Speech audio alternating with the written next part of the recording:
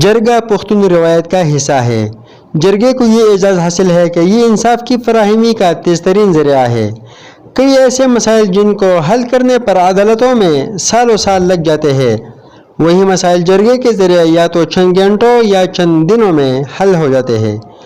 آج اسی طرح کروڑا دونئی قلعہ میں جرگہ کوشش کے باعث دو فریقین کے مابین سڑک کا تنازع پرامن طریقے اور خوش اسلوبی سے حل ہوا، جس پر دونوں فریقین نے حاجی فضل عظیم، حاجی فضل غفار، سید محبوب الرحمن، حاجی عبدالرؤوف، قاسم جان، گلزیب امیر صاحب، حاجی محمد سلیم، حاجی سرنزیب خان اور پاکستان تحریک انصاف کے سینئر رہنما و چیئرمین ولیج کونسل دونئی جہان تاج کی کوششوں کو سراہتے ہوئے مستقبل میں امن و امان سے رہنے اور ہر قسم کی تصادم کو دور رکھنے کے عزم کا اعادہ کیا، جس سے دونوں فریقین کے مابین تصادم کا کوئی خطرہ باقی نہ رہا۔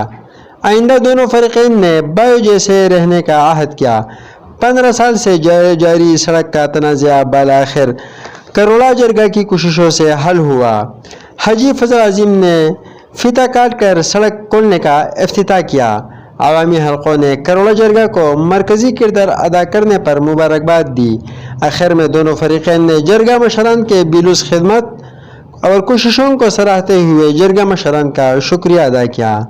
کیمرہ ٹیم کے ساتھ نور محمد، کروڑا، شنگلہ۔